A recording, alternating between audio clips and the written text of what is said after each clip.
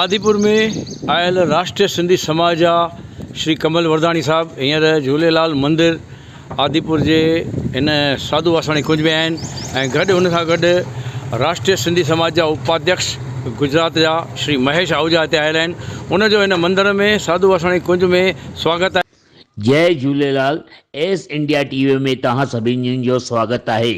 अॼु 14/8/2024 जो ॾींहुं आहे ऐं अॼु चालीहे पर्व जो 30हों ॾींहुं आहे। तव्हांखे जीअं ॼाण आहे कि पूरे हिंदुस्तान में चालीहो पर्व ॾाढो धूमधाम सां मल्हायो थो वञे पियो।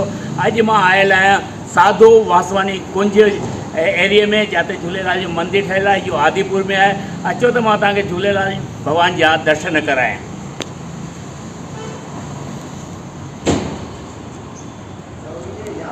झूलेलाल भगवान हिते विराजमान आहिनि।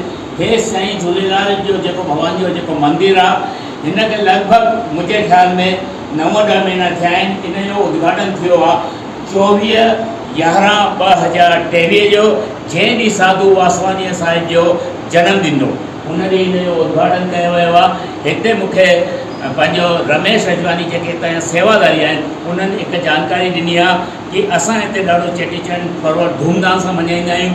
ऐं पहिरों दफ़ो इहो जेको चालीह पर्व आयो आहे, असां 40 ॾींहं हिते ॾाढी धूमधाम सां मल्हायूं था पिया। उन सां गॾु ई गॾु साईं झूलेलाल भॻवान जी डेली सुबुह ऐं शाम जो आरती थींदी आहे।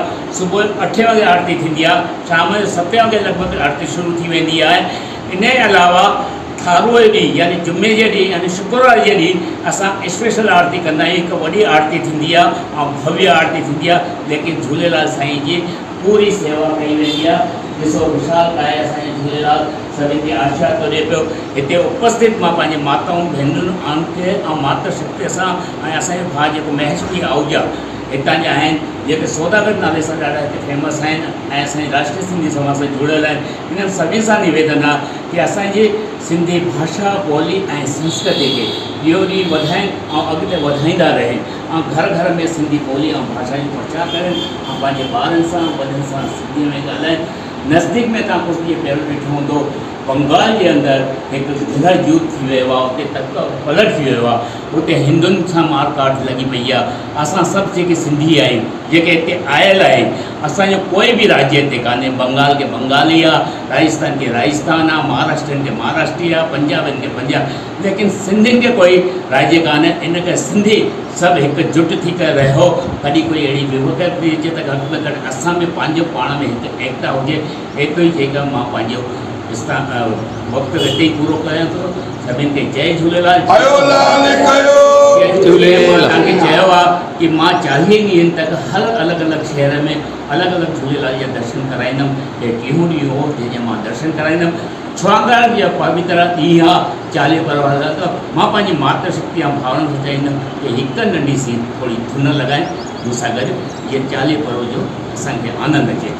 आयो लाल झूलेलाल, आयो लाल झूलेलाल, आयो लाल झूलेलाल, जेको चवंदो झूलेलाल पंहिंजा थींदा बेड़ा पार, जेको चवंदो झूलेलाल पंहिंजा थींदा बेड़ा पार। आयो लाल झूलेलाल, आयो लाल झूलेलाल, आयो लाल, सभई चओ झूलेलाल। सभिनि जे घर में हिकु नई कार अचे न चालीह पर्व। हाणे कमल वरदानी खे ॾींदा इजाज़त। सुभाणे मिलंदासीं हिकु नए झूलेलाल मंदिर में। हथ मथे करे